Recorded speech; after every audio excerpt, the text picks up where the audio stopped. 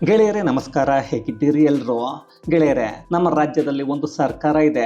ಅದಕ್ಕೆ ಮುಖ್ಯಮಂತ್ರಿ ಸಿದ್ದರಾಮಯ್ಯ, ಗೃಹ ಮಂತ್ರಿ ನಮ್ಮ ಗ್ರಹಚಾರವೇ ಸರಿ ಇಲ್ಲದ ಜಿ ಪರಮೇಶ್ವರ, ಇನ್ನು ಡಿಸಿಎಂ ಡಿ.ಕೆ. ಶಿವಕುಮಾರ್. ಇಲ್ಲಿಯವರೆಗೂ ಕುರ್ಚಿ ಕಿತ್ತಾಟ ನಡೀತಾ ಇತ್ತು. ಈಗ ಮತ್ತೊಂದು ಹೊಸ ನಾಟಕ ರಾಜ್ಯದಲ್ಲಿ ಶುರುವಾಗ್ತಾ ಇದೆ. ಅದು ಹೇಟ್ ಸ್ಪೀಚ್. ಇಲ್ಲಿ ಸಿದ್ದರಾಮಯ್ಯ ಸರ್ಕಾರ ದ್ವೇಷ ಭಾಷಣಗಳನ್ನು ತಡೆಗಟ್ಟೋಕೆ ನಿಂತಿದ್ದೀವಿ ಅಂತ ಮಾಡಬಾರದನ್ನ ಮಾಡೋಕೆ ಹೊರಟಿದೆ. ಇದರ ಮೂಲಕ ಮತ್ತೆ ರಾಜ್ಯದ ಒಳಗೆ ಬೆಂಕಿಯನ್ನ ಹಚ್ಚೋ ಕೆಲಸವನ್ನ ಮಾಡ್ತಾ ಇದೆ. ಯೋಗ್ಯತೆ ಇಲ್ಲದ ಮುಖ್ಯಮಂತ್ರಿ, ಕೈಲಾಗದ ಗೃಹ ಮಂತ್ರಿ, ಉಪಯೋಗಕ್ಕೆ ಬಾರದ ಉಪಮುಖ್ಯಮಂತ್ರಿ, ಇವರು ಮಾಡ್ತಾ ಇರೋದು ಒಂದು ಕಾನೂನು. ಅದನ್ನ ಸ್ವಂತ ಬುದ್ಧಿ ಇಲ್ಲದೆ ಬೇರೆ ರಾಜ್ಯದಲ್ಲಿ ಕಳ್ಳತನ ಮಾಡಿ ತರೋಕೆ ನಿಂತಿದ್ದಾರೆ. ಇದು ಮತ್ತೊಮ್ಮೆ ಹಿಂದೂಗಳನ್ನ ರಾಜ್ಯದಲ್ಲಿ ಕಾಂಗ್ರೆಸ್ ಸರ್ಕಾರ ಟಾರ್ಗೆಟ್ ಮಾಡ್ತಾ ಇದೆ ಅನ್ನೋದನ್ನ ತೋರಿಸ್ತಾ ಇದೆ. ಜೊತೆಗೆ ಇದರ ಹಿಂದೆ ಮತ್ತೊಂದು ಅಜೆಂಡಾವನ್ನ ಮಾಡ್ಕೊಂಡಿದೆ. ಹಾಗಾದ್ರೆ ಸಿದ್ದು ಸರ್ಕಾರ ತಗೊಂಡು ಬರ್ತಾ ಇರೋ ದ್ವೇಷ ಭಾಷಣ ಅಂದ್ರೆ ಏನು? ಅಲ್ಲಿ ಯಾವ ಶಿಕ್ಷೆಗಳು ಆಗತ್ವೆ? ಇದು ಹಿಂದೂಗಳನ್ನೇ ಟಾರ್ಗೆಟ್ ಮಾಡ್ತಾ ಇರೋದು ಅನ್ನೋದನ್ನ ಹೇಳೋದಕ್ಕೆ ಕಾರಣ ಏನು? ಸ್ವಂತಿಕೆ ಇಲ್ಲದ ಸಿದ್ದರಾಮಯ್ಯ ಅವರ ಕಾಂಗ್ರೆಸ್ ಪಕ್ಷ ಅದನ್ನು ಕಳ್ಳತನ ಮಾಡಿದ್ದು ಎಲ್ಲಿಂದ? ಈ ದ್ವೇಷ ಭಾಷಣ ಅನ್ನೋದು ಯಾರಿಗಾಗಿ?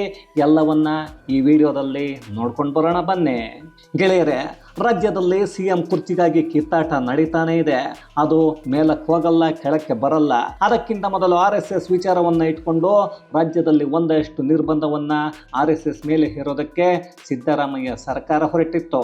ಅದಕ್ಕಾಗಿ ಹಿಂದೂಗಳನ್ನ ದ್ವೇಷ ಮಾಡೋ ಮಲ್ಲಿಕಾರ್ಜುನ ಖರ್ಗೆ ಪುತ್ರ ಪ್ರಿಯಾಂಕ್ ಖರ್ಗೆ ಒಂದು ಪತ್ರವನ್ನ ಸಿಎಂ ಸಿದ್ದರಾಮಯ್ಯ ಅವರಿಗೆ ಬರೆದು ಸರ್ಕಾರಿ ಜಾಗಗಳಲ್ಲಿ RSSನ ಯಾವುದೇ ಚಟುವಟಿಕೆಗಳು ನಡೀಬಾರದು, ಎಲ್ಲದಕ್ಕೂ ನಿರ್ಬಂಧವನ್ನ ಹೇರಬೇಕು ಅನ್ನೋದನ್ನ ಕೇಳಿದ್ರು. ಅದಕ್ಕೆ ಸಿಎಂ ಸಿದ್ದು ನಿದ್ದೆ ಕಣ್ಣಿಂದ ಎದ್ದು ಒದ್ದೆ ಮಾಡಿಕೊಂಡು ಒಂದೇ ದಿನದಲ್ಲಿ ಎಲ್ಲ ತಯಾರಿ ಮಾಡಿ ಒಂದಷ್ಟು ಆದೇಶಗಳನ್ನು ಹೊರಡಿಸಿದ್ರು. ಆ ಕೇಸು ಹೈಕೋರ್ಟಿಗೆ ಹೋಗಿ ಅಲ್ಲಿ ಸಿದ್ದು ಸರ್ಕಾರ ಮುಖಕ್ಕೆ ಉಗಿಸಿಕೊಂಡು ಬಂದಿತ್ತು. ಅಂದರೆ ಪ್ರತಿ ಮನುಷ್ಯನಿಗೂ ಮೂಲಭೂತ ಹಕ್ಕು ಇದೆ. ಅದನ್ನು ಯಾವುದೇ ಸರ್ಕಾರ ಆದೇಶವನ್ನು ಮಾಡಿ ಆದೇಶದ ಮೂಲಕ ಕಿತ್ತುಕೊಳ್ಳೋಕೆ ಆಗಲ್ಲ ಅಂತ ಹೇಳಿ ಸರ್ಕಾರದ ಜಾಗ ಅಂದರೆ ರಾಜಕಾರಣಿಗಳ ಅಪ್ಪಂದಿರದಲ್ಲ ಅನ್ನೋ ಹಾಗೆ ಉಗಿದು ಕಳಿಸಿತ್ತು. ಅದು ಸಾರ್ವಜನಿಕರ ಆಸ್ತಿ. ಅಲ್ಲಿ ಸಾರ್ವಜನಿಕರ ಯಾವುದೇ ಚಟುವಟಿಕೆಗಳನ್ನು ನಡೆಸಬಾರದು, ಯಾವುದೇ ಕಾರ್ಯಕ್ರಮಗಳನ್ನು ನಡೆಸಬಾರದು, 10ಕ್ಕಿಂತ ಹೆಚ್ಚು ಜನರು ಸೇರಬಾರದು ಅಂತ ಹೇಳೋಕೆ ಆಗಲ್ಲ ಅಂತ ಕೋರ್ಟ್ ಹೇಳಿತ್ತು. ಆಗ ಅಲ್ಲಿ ಟಾರ್ಗೆಟ್ ಮಾಡಿಕೊಂಡಿದ್ದು ಹಿಂದೂಗಳ ಪರವಾಗಿ, ಹಿಂದುತ್ವಕ್ಕಾಗಿ ದೇಶವನ್ನ ಕಟ್ಟೋಕೆ ಕಾಯೋಕೆ ಹೋರಾಟವನ್ನ ಮಾಡೋ RSS ಅನ್ನೋ ಸಂಘಟನೆಯನ್ನ. ಅದಾದ ಮೇಲೆ ಪ್ರಕಾರ ಹಿಂದುತ್ವವಾದಿ ಅನ್ನಿಸಿಕೊಳ್ಳೋ ಕನ್ನೇರಿ ಸ್ವಾಮೀಜಿಗಳನ್ನ ಕೆಲವು ಜಿಲ್ಲೆಗಳಿಗೆ ಬರಬಾರದು ಅನ್ನೋ ನಿರ್ಬಂಧವನ್ನ ಇದೇ ಸರ್ಕಾರ ಹೇರಿತ್ತು. ಅಂದ್ರೆ ಅಲ್ಲಿನ ಅಧಿಕಾರಿಗಳಿಗೆ ಹೇಳಿ ತಡೆಯನ್ನ ಹಿಡಿದಿದ್ರು. ಯಾಕಂದ್ರೆ ಈ ಕನ್ನೇರಿ ಸ್ವಾಮೀಜಿ ಲಿಂಗಾಯತ ವರ್ಗಕ್ಕೆ ಸೇರಿದವರು. ಆದ್ರೆ ನಾವು ಮೊದಲು ಹಿಂದೂಗಳು ಅನ್ನೋದನ್ನ ಪ್ರತಿಪಾದಿಸೋ ಮತ್ತು ನಂಬಿಕೆಯನ್ನ ಇಟ್ಟುಕೊಂಡು ಸ್ವಾಮೀಜಿ ಅವರು ಭಾಷಣವನ್ನ ಮಾಡೋಕೆ ಬಂದ್ರೆ ವೀರಶೈವ ಮತ್ತು ಲಿಂಗಾಯತ ಅಂತ ಸರ್ಕಾರದ ಕೆಲ ಮಂತ್ರಿಗಳು ಮತ್ತು ಸಿಎಂ ಸಿದ್ದರಾಮಯ್ಯ ಒಡೆದು ಹಾಕೋಕೆ ನಿಂತಿದ್ದಾರಲ್ಲ, ಅವರೆಲ್ಲ ಒಂದಾದ್ರೆ ಎಲ್ಲರೂ ಮೊದಲು ಹಿಂದೂಗಳು ಅನ್ನೋ ಭಾವನೆ ಬಂದು ಬಿಟ್ರೆ ಜಾತಿಗಳನ್ನು ಉಪಜಾತಿಗಳಾಗಿ ಹೊಡೆದು ಹಾಕೋದು ಕಷ್ಟ ಆಗುತ್ತೆ ಅನ್ನೋ ಕೆಟ್ಟ ಯೋಚನೆ ನೀಚ ರಾಜಕಾರಣಿಗಳ ಮನಸ್ಸಲ್ಲಿ ತುಂಬಿಕೊಂಡಿತ್ತು. ಅದೇ ಕಾರಣಕ್ಕೆ ಕನ್ನೇರಿ ಸ್ವಾಮೀಜಿಯನ್ನ ಕರ್ನಾಟಕಕ್ಕೆ ಬರಲೇಬಾರದು ಅನ್ನೋ ಹಾಗೆ ಕೆಲ ಮಂತ್ರಿಗಳು ಮಾತನಾಡ್ತಾನೆ ಇರ್ತಾರೆ. ಈಗ ಮತ್ತೊಂದು ಅಂಥದ್ದೇ ಕೆಲಸವನ್ನ ಸಿದ್ದರಾಮಯ್ಯ ಸರ್ಕಾರ ಮಾಡಿ ಅದಕ್ಕೆ ಪ್ರತ್ಯೇಕ ಕಾನೂನನ್ನ ಮಾಡಿ ಜಾರಿಗೆ ತರೋಕೆ ಮುಂದಾಗಿದೆ. ಅದೇ ಹೇಟ್ ಸ್ಪೀಚ್ ಅಥವಾ ದ್ವೇಷ ಭಾಷಣ. ಇಲ್ಲಿ ಕಾಮಿಡಿ ಏನು ಗೊತ್ತೇನ್ರಿ? ಈ ದ್ವೇಷ ಭಾಷಣ ಅನ್ನೋದು ಸಿದ್ದು ಸರ್ಕಾರದ ಮಂತ್ರಿಗಳು ರಿಸರ್ಚ್ ಮಾಡಿ ಹುಡಿಕೊಂಡು ತಗೊಂಡು ಬಂದಿರೋದಲ್ಲ. ಬದಲಾಗಿ ತಮಿಳುನಾಡಲ್ಲಿರೋ ಕಾನೂನನ್ನ ಕಳ್ಳತನ ಮಾಡಿ ತಗೊಂಡು ಬರ್ತಾ ಇದ್ದಾರೆ. ಹಾಗಂತ ಬೇರೆ ರಾಜ್ಯಗಳಲ್ಲಿ ಇರೋದನ್ನ ತಗೊಂಡು ಬರಬಾರ್ದ ಸರ್ ಅಂದ್ರೆ ತಗೊಂಡು ಬರಬಹುದು. ಅದರ ಉದ್ದೇಶ ಒಳ್ಳೆಯದೇ ಆಗಿದ್ರೆ ತೊಂದರೆ ಇಲ್ಲ. ಅದರಲ್ಲೂ ಹಿಂದೂಗಳನ್ನ ಟಾರ್ಗೆಟ್ ಮಾಡೋದಕ್ಕೆ ತಗೊಂಡು ಬರ್ತಾ ಇದ್ದಾರೆ ಅನ್ನೋದೇ ಇಲ್ಲಿ ದೊಡ್ಡ ವಿಷಯ. ತಮಿಳುನಾಡಲ್ಲೂ ಆಗಿರೋದು ಅದೇ. ಹಾಳಾಗಿ ಹೋಗ್ಲಿ. ಇಲ್ಲಿ ಹೇಟ್ ಸ್ಪೀಚ್ ಅಂದ್ರೆ ಯಾವುದು? ಅದನ್ನ ಸರ್ಕಾರ ನಿರ್ಧಾರ ಮಾಡಿದ್ಯಾ ಅಂದ್ರೆ ಖಂಡಿತ ಇಲ್ಲ. ಅದನ್ನು ನಿರ್ಧಾರ ಮಾಡೋರು ಯಾರು ಅಂದ್ರೆ ಅದು ಗೊತ್ತಿಲ್ಲ. ಯಾವುದನ್ನು ಸರಿಯಾಗಿ ಸಿದ್ದರಾಮಯ್ಯ ಸರ್ಕಾರ ಹೇಳ್ತಾ ಇಲ್ಲ. ಇನ್ನು ನಮ್ಮ ಗ್ರಹಚಾರ ಮಂತ್ರಿ ಪರಮೇಶ್ವರ್ ಅವರನ್ನ ಕೇಳಿದ್ರೆ ಅಯ್ಯೋ ಅದು ದ್ವೇಷ ಭಾಷಣಗಳನ್ನ ತಡೆಗಟ್ಟೋಕೆ ತಗೊಂಡು ಬರ್ತಾ ಇದ್ದೀವಿ ಅಂತಾರೆ. ಅದನ್ನ ಬಿಟ್ಟು ಬೇರೆ ಯಾವುದೇ ಪ್ರಶ್ನೆಯನ್ನ ಕೇಳಿದ್ರೆ ಉತ್ತರವನ್ನ ಕೊಡ್ತಾ ಇಲ್ಲ.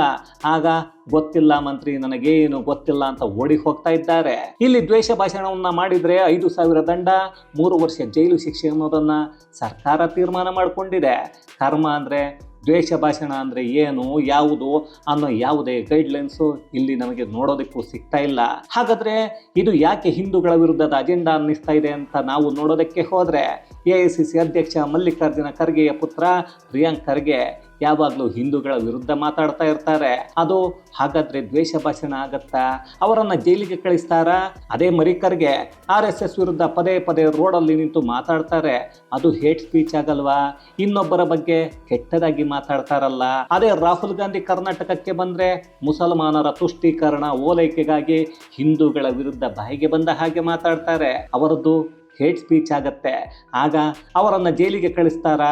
ಇಲ್ಲ, ಕಳಿಸಲ್ವಾ?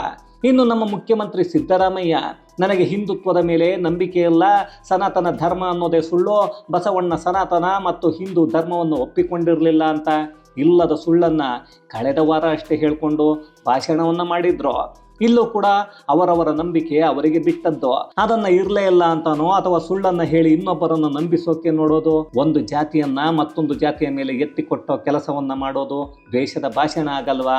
ಅಥವಾ ಅವರು ಮುಖ್ಯಮಂತ್ರಿ ಏನಾದರೂ ಮಾತಾಡಬಹುದಾ? ಅಷ್ಟೆಲ್ಲ ಯಾಕ್ರೆ? ಮುಸಲ್ಮಾನರ ಮುಲ್ಲಾಗಳು ಮೌಲಾನಾಗಳು ಮಾಡೋ ಭಾಷಣ ಕೇಳಿದರೆ ಅಲ್ಲಿ ಯಾವಾಗಲೂ ಮಾತಾಡೋದೇ ಮುಸಲ್ಮಾನರೇ ಗ್ರೇಟು, ಬೇರೆ ಎಲ್ಲ ಧರ್ಮವೂ ಇಲ್ಲಿ ಇಲ್ಲ, ಇದ್ದರೂ ವೇಸ್ಟು ಅಂತ. ಎಲ್ಲ ಧರ್ಮದ ದೇವರುಗಳು ಭೂಮಿ ಮೇಲೆ ಇರೋದೇ ಸುಳ್ಳು, ಭೂಮಿಯ ಮೇಲೆ ನಾವು ಮಾತ್ರ ಇರಬೇಕು, ಅಲ್ಲಾಹ್ ಒಬ್ಬನೇ ಇರೋದು ಅಂತ ಮಾತಾಡಿದರೆ ಅದು ದ್ವೇಷ ಭಾಷಣ ಆಗತ್ತಾ? ಆಗಲ್ವಾ? ಇಲ್ಲ ಅಂದರೆ ಪ್ರತಿನಿತ್ಯ ಬೆಳಗ್ಗೆಯಿಂದ ರಾತ್ರಿಯವರೆಗೂ 5 ಬಾರಿ ಆಜಾನ್ನಲ್ಲಿ ಕೂಗೋದು, ಅದೇ ರೀ ನಮ್ಮ ಅಲ್ಲಾಹ್ ಒಬ್ಬರೇ ದೇವರು, ಅವರನ್ನ ಬಿಟ್ಟರೆ ಭೂಮಿಯ ಮೇಲೆ ದೇವರೇ ಇಲ್ಲ ಅಂತ, ಅದು ಬೇರೆಯವರ ವಿರುದ್ಧ ಬೇರೆ ಧರ್ಮದ ವಿರುದ್ಧ ಪ್ರಚಾರವನ್ನ ಮಾಡಿದ ಹಾಗೆ ಆಗಲ್ವಾ? ಆಗ ಅದನ್ನು ದ್ವೇಷ ಭಾಷಣಕ್ಕೆ ಸೇರಿಸ್ತಾರಾ? ಅಲ್ಲಿರೋರಿಗೆಲ್ಲ ಶಿಕ್ಷೆಯನ್ನು ಕೊಡಿಸ್ತಾರಾ? ಅವರ ಮೇಲೆ FIR ಹಾಕ್ತಾರಾ? ಇಲ್ಲ ಅವರಿಗೂ ಇಲ್ಲೂ ರಿಯಾಯಿತಿ ವಿನಾಯಿತಿ ಏನಾದರೂ ಕೊಟ್ಟಿದ್ದಾರಾ? ಎಲ್ಲವನ್ನ ಸರಿಯಾಗಿ ಹೇಳದೆ, ಅದಕ್ಕೆ ಒಂದು ಗೈಡ್ಲೈನ್ಸ್ ಕೂಡ ಇಲ್ಲದೆ ಕಾನೂನು ತಗೊಂಡು ಬರ್ತಾ ಇದ್ದೀವಿ ಅಂದರೆ ಏನ್ರಿ ಅರ್ಥ? ಇಲ್ಲಿ ಯಾವನು ಹೇಳೋನು ಕೇಳೋನು ಇಲ್ಲ, ಯಾರು ಯಾವ ಕಾನೂನನ್ನು ಬೇಕಾದರೂ ಎಲ್ಲಿ ಬೇಕಾದರೂ ಹೇಗೆ ಬೇಕಾದರೂ ತಗೊಂಡು ಬರಬಹುದು. ಇನ್ನು ಯಾರೋ ವ್ಯಕ್ತಿ ಮಾತಾಡಿದ್ದನ್ನು ದ್ವೇಷ ಭಾಷಣ ಅಂತ ನಿರ್ಧಾರವನ್ನು ಯಾರು ಮಾಡಬೇಕು? ಅಲ್ಲಿ ಯಾವ ಅಧಿಕಾರಿಗಳು ಇದನ್ನು ನಿರ್ಧಾರ ಮಾಡ್ತಾರೆ? ನ್ಯಾಯಾಲಯದಲ್ಲಿ ಯಾವ ರೀತಿ ಅದನ್ನು ದ್ವೇಷ ಭಾಷಣ ಅಂತ ಸಾಬೀತು ಮಾಡ್ತಾರೆ ಅನ್ನೋದೇ ಗೊತ್ತಾಗ್ತಾ ಇಲ್ಲ. ಆದರೂ ಇಲ್ಲಿ ಹೇಟ್ ಸ್ಪೀಚ್ ಅನ್ನೋ ಹೆಸರಲ್ಲಿ ಕಾನೂನು ಮಾಡೋಕ್ಕೆ ನಿಂತಿರೋ ಅಯೋಗ್ಯ ಸರ್ಕಾರ ಅಥವಾ ಲಜ್ಜೆಗೆಟ್ಟ ಸರ್ಕಾರ, ಅಲ್ಲಿರೋ ಮಂತ್ರಿಗಳು ಯಾವುದೋ ಒಂದು ಕೋಮಿನ ಜನರು ಅವರ ಪ್ರಾರ್ಥನೆ ಮಾಡೋ ಸ್ಥಳಗಳಲ್ಲಿ ಕಲ್ಲನ್ನು ಇಟ್ಕೊಂಡು ಯಾವಾಗ ಬೇಕೋ ಆಗ ಕಲ್ಲುಗಳನ್ನು ಹೊಡಿತಾರಲ್ಲ, ಅವರಿಗೆ ಅದ್ಯಾವ ಕಾನೂನನ್ನ ತಗೊಂಡು ಬರ್ತೀರಾ? ಅದ್ಯಾವ ಕಾನೂನನ್ನ ತಗೊಂಡು ಬಂದಿದ್ದೀರಾ? ಅದು ಬೇಡ ರೀ. ಪೊಲೀಸ್ ಠಾಣೆಗೆ ನುಗ್ಗಿ ಪೊಲೀಸರ ಮೇಲೆ ದಾಳಿಯನ್ನ ಮಾಡಿ ಪೊಲೀಸ್ ವಾಹನಗಳನ್ನ ಮತ್ತು ಪೊಲೀಸ್ ಠಾಣೆಗೆ ಬೆಂಕಿ ಇಟ್ಟವರಿಗೆ ಯಾವ ಕಾನೂನನ್ನ ಮಾಡಿದ್ದಾರೆ? ಯಾವುದೂ ಇಲ್ಲ. ಕಲ್ಲು ತೂರಾಟ ಮಾಡಿದವರು, ಬೆಂಕಿಯನ್ನು ಹಚ್ಚಿದವರು, ಸರ್ಕಾರಿ ಅಧಿಕಾರಿಗಳ ಮೇಲೆ ಹಲ್ಲೆಯನ್ನ ಮಾಡಿದವರನ್ನ ಇದೇ ಸರ್ಕಾರ ಕೇಸನ್ನು ಹಿಂಪಡೆದು ಅವರದ್ದೇನು ತಪ್ಪಿಲ್ಲ ಅಂತ ಬಿಡುಗಡೆಯನ್ನ ಮಾಡುತ್ತೆ. ಅದಕ್ಕೆ ನಮ್ಮ ರಾಜ್ಯದ ಯೂಸ್ಲೆಸ್ ಗೃಹ ಮಂತ್ರಿ ಪತ್ರವನ್ನ ಬರೀತಾರೆ, ಅದನ್ನ ಸಂಪುಟದಲ್ಲಿ ಕೇಸನ್ನ ಹಿಂಪಡೆದುಕೊಳ್ತಾರೆ. ಮೋಸ್ಟ್ಲಿ ಮಾತಾಡೋದಕ್ಕೆ ಮಾತ್ರ ಕಾನೂನು ತಗೊಂಡು ಬರುತ್ತೆ ಈ ರಾಜ್ಯ ಸರ್ಕಾರ ಅನ್ಸುತ್ತೆ. ಇನ್ನು ಕಲ್ಲು ತೂರಾಟ ಹಲ್ಲೆ ಮಾಡೋರಿಗೆ, ಬೆಂಕಿಯನ್ನು ಹಚ್ಚೋರಿಗೆ ಯಾವ ಕಾನೂನು ಇಲ್ಲ ಅನ್ಸುತ್ತೆ. ಯಾಕಂದ್ರೆ ಹಿಂದೂಗಳು ಎಲ್ಲೂ ಬೆಂಕಿಯನ್ನು ಹಚ್ಚಲ್ಲ, ಕಲ್ಲು ತೂರಾಟ ಮಾಡಲ್ಲ. ಹಿಂಗಿದ್ದಾಗ ಅದಕ್ಕೆಲ್ಲ ಕಾನೂನು ಮಾಡಲ್ಲ. ಹಿಂದೂಗಳು ಏನಿದ್ರು ಕೋಪ ಬಂದಾಗ 4 ಮಾತಾಡ್ತಾರೆ, 4 ಜನಕ್ಕೆ ಬೈತಾರೆ. ಅದಕ್ಕೆ ದ್ವೇಷ ಭಾಷಣ ಅನ್ನೋ ಹೆಸರನ್ನ ಕೊಟ್ಟು ಒಂದಷ್ಟು ಹಿಂದೂಗಳನ್ನ ಜೈಲಿಗೆ ಕಳಿಸೋ ಪ್ಲಾನ್ ಸಿದ್ದರಾಮಯ್ಯ ಸರ್ಕಾರದ್ದು. ಇಲ್ಲಿ DK ಶಿವಕುಮಾರ್ ಅವರ ಬ್ರದರ್ಸ್ಗೆ ನೋವಾಗದ ಹಾಗೆ ಎಲ್ಲವನ್ನ ಕಾನೂನು ಮಾಡ್ತಾರೆ ಅನ್ನೋದು ಗೊತ್ತಾಗ್ತಾ ಇದೆ. ಹಾಗೇನಾದ್ರೂ ಕಾನೂನು ಮಾಡಿದ್ದೆ ಆದ್ರೆ ಮೊದಲು ಈ ಕಿತ್ತು ಹೋದ ರಾಜಕಾರಣಿಗಳನ್ನ ಒದ್ದು ಒಳಗೆ ಹಾಕಬೇಕು. ಆಗ ಯಾವ ದ್ವೇಷ ಭಾಷಣ ಕೂಡ ಇರಲ್ಲ. ಆದರೂ ಒಂದು ವಿಷಯ ಗೊತ್ತಾಗ್ತಾ ಇಲ್ಲ, ಅವನು ಯಾರೋ MLC ಸಹಚರ ಒಬ್ಬ ವಿಧಾನಸೌಧದಲ್ಲಿ ಪಾಕಿಸ್ತಾನದ ಪರ ಘೋಷಣೆ ಕೂಗಿದ್ನಲ್ಲ, ಅದು ದ್ವೇಷ ಭಾಷಣ ಅಲ್ಲ ಅನ್ಸುತ್ತೆ. ಯಾಕಂದ್ರೆ ಅವನು ಪಾಕಿಸ್ತಾನದ ಪರ ಘೋಷಣೆ ಕೂಗಿದ್ದಾನೆ. ಈ ಪಾಕಿಸ್ತಾನವನ್ನು ಕಂಡ್ರೆ ಕಾಂಗ್ರೆಸ್ ಪಕ್ಷದಲ್ಲಿರೋ ಬಹಳಷ್ಟು ಜನರಿಗೆ ತುಂಬ ಪ್ರೀತಿ. ಅದೇ ಭಾರತದ ಪರ ಯಾರಾದರೂ ಮಾತಾಡಿದರೆ, ದೇಶದಲ್ಲಿರೋ ಬಹುಸಂಖ್ಯಾತರ ಪರ ಮಾತಾಡಿದರೆ ಅದು ಮಾತ್ರ ಈ ಲಜ್ಜೆಗೆಟ್ಟ ಸರ್ಕಾರಕ್ಕೆ ದ್ವೇಷ ಭಾಷಣ ಅನ್ನಿಸುತ್ತೆ. ಅಲ್ಲಿರೋ ಸಿದ್ದರಾಮಯ್ಯಗೂ ಹಾಗೆ ಅನಿಸುತ್ತೆ. ಇಲ್ಲಿ ಮತ್ತಷ್ಟು ಜಾತಿಗಳ ನಡುವೆ ವಿಷ ಬೀಜವನ್ನು ಬಿತ್ತಿ ಮುಸಲ್ಮಾನರು ಹಿಂದೂಗಳ ವಿರುದ್ಧ ಏನಾದರೂ ಮಾಡಿಕೊಳ್ಳಿ, ಅದೇ ಹಿಂದೂಗಳು ಮಾತಾಡಿದ್ದೇ ಆದರೆ ಅವರನ್ನು ಜೈಲಿಗೆ ಕಳಿಸ್ತೀವಿ ಅಂತ ಸಿದ್ದು ಸರ್ಕಾರ ಇಂಡೈರೆಕ್ಟ್ ಆಗಿ ಹೇಳ್ತಾ ಇದೆ. ಒಟ್ಟಿನಲ್ಲಿ ಹಿಂದೂಗಳ ವಿರೋಧವನ್ನ ಮಾಡೋದು ಕಾಂಗ್ರೆಸ್ ಸರ್ಕಾರ ಇರೋ ಕಡೆಗಳಲ್ಲಿ ನೋಡ್ತಾನೆ ಇದ್ದೀವಿ. ಇದು ಕೂಡ ಅದರ ಒಂದು ಭಾಗ. ಜೊತೆಗೆ ಈ ಕಿತ್ತು ಹೋದ ಸರ್ಕಾರ ಅಧಿಕಾರಕ್ಕೆ ಬಂದಾಗಿಂದ ಯಾವುದೇ ಕೆಲಸಗಳನ್ನು ಮಾಡ್ತಾ ಇಲ್ಲ, ಮುಂದೆ ಕೂಡ ಮಾಡಲ್ಲ.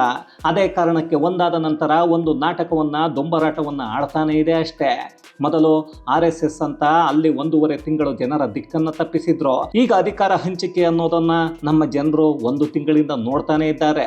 ಅದು ತಣ್ಣಗಾಗೋಕೆ ಶುರು ಆಗ್ತಾ ಇದ್ದ ಹಾಗೆ ಇನ್ನೊಂದು ಕಾನೂನು ತಗೊಂಡು ಬರ್ತೀವಿ ಅಂತ ಹೊರಟಿದ್ದಾರೆ. ಅದಕ್ಕೆ ಒಂದಷ್ಟು ನಿಯಮಗಳು ಇಲ್ಲ. ಯಾವುದೆಲ್ಲ ದ್ವೇಷ ಭಾಷಣ ಅನ್ನೋದು ಮೊದಲೇ ಇಲ್ಲ. ಲಜ್ಜೆಗೆಟ್ಟ ರಾಜಕಾರಣಿಗಳು ಮಾತಾಡಿದ್ರೆ ಅವರಿಗೆ ಶಿಕ್ಷೆ ಇದೆಯಾ ಇಲ್ವಾ ಅಂತ ಯಾವನು ಹೇಳೋದೇ ಇಲ್ಲ, ಕೇಳೋನು ಮೊದಲೇ ಇಲ್ಲ. ಒಟ್ಟಿನಲ್ಲಿ ಕೊನೆಗೂ ಸಿದ್ದರಾಮಯ್ಯ ಸರ್ಕಾರ ಹಿಂದೂಗಳನ್ನು ಮಟ್ಟ ಹಾಕೋಕೆ ಅದೇನೋ ಪ್ಲಾನ್ ಮಾಡಿಕೊಂಡು ಕೂತ್ಕೊಂಡಿದೆ. ಈಗಾಗಲೇ ಬೆಂಗಳೂರಿನಲ್ಲಿ ಕೆಲ ವಾರ್ಡುಗಳಿಗೂ ಹೆಸರನ್ನು ಬದಲಾವಣೆ ಮಾಡಿ ಮುಸಲ್ಮಾನರ ಹೆಸರುಗಳು ಇರೋ ವಾರ್ಡುಗಳನ್ನು ಮಾಡ್ತಾ ಇರೋ ಸರ್ಕಾರ ಇನ್ನೇನು ತಾನೇ ಮಾಡೋಕೆ ಆಗತ್ತೆ ಹೇಳಿ? ಹಾಗಂತ ತಪ್ಪು ಸಿದ್ದರಾಮಯ್ಯ ಸರ್ಕಾರದ್ದೋ ಇಲ್ಲ ಸಿದ್ದರಾಮಯ್ಯದೋ ಇಲ್ಲ ಪರಮೇಶ್ವರ್ ಅವರದ್ದೋ, ಇವರ ಯಾರದ್ದೂ ಅಲ್ಲ. ಅವರಿಗೆ ಮತವನ್ನು ಹಾಕಿರೋ ನಿಮ್ಮಂಥವರದ್ದು. ಅಭಿವೃದ್ಧಿ ಕೆಲಸಗಳನ್ನು ಮಾಡೋಕೆ ಯೋಗ್ಯತೆ ಇಲ್ಲದ ಸರ್ಕಾರ ಈಗ ಇಲ್ಲದ ನಾಟಕಗಳನ್ನು ಬೀದಿಯಲ್ಲಿ ಮಾಡಿಕೊಂಡು ಅದಕ್ಕೂ ಕಾನೂನನ್ನು ತಗೊಂಡು ಬರ್ತೀವಿ, ಇನ್ನೊಂದಕ್ಕೆ ಯಾವುದಕ್ಕೋ ಕಾನೂನು ಮಾಡ್ತೀವಿ ಅಂತಿದೆ. ಈಗ ಇರೋ ಕಾನೂನು ಸುವ್ಯವಸ್ಥೆಯೇ ರಾಜ್ಯದಲ್ಲಿ ಹಾಳಾಗಿ ಹೋಗಿದೆ. ಪೊಲೀಸರನ್ನ ದೋಚೋಕೆ ನಿಂತಿದ್ದಾರೆ, ಪೊಲೀಸರೇ ಕಳ್ಳತನ ಮಾಡೋಕೆ ಇಳಿದಿದ್ದಾರೆ. ಹಿಂಗಿದ್ದಾಗ ಈ ಸರ್ಕಾರ ಅದನ್ನು ಸೀರಿಯಸ್ ಆಗಿ ತೆಗೆದುಕೊಳ್ಳದೆ ಆಟವನ್ನು ಆಡ್ತಾ ಇಲ್ಲದನ್ನು ಮಾಡ್ತೀನಿ ಅಂದರೆ ಅದನ್ನು ಈಗ ಜನರೇ ಅನುಭವಿಸಬೇಕು ಅಷ್ಟೇ. ಇದು ಗೆಳೆಯರೇ ಅಯೋಗ್ಯ ಸರ್ಕಾರದ, ಯೋಗ್ಯತೆ ಇಲ್ಲದ ಮಂತ್ರಿಗಳ, ರೂಲ್ಸುಗಳೇ ಇಲ್ಲದ ದ್ವೇಷ ಭಾಷಣದ ಕಾನೂನಿನ ಕುರಿತಾದ ಒಂದಷ್ಟು ಮಾಹಿತಿ. ಮತ್ತಷ್ಟು ವಿಶೇಷತೆಗಳೊಂದಿಗೆ ಮುಂದಿನ ವಿಡಿಯೋದಲ್ಲಿ ಭೇಟಿಯಾಗೋಣ. ಅಲ್ಲಿಯವರೆಗೂ ಕನ್ನಡವೇ ಸತ್ಯ, ಕನ್ನಡವೇ ನಿತ್ಯ.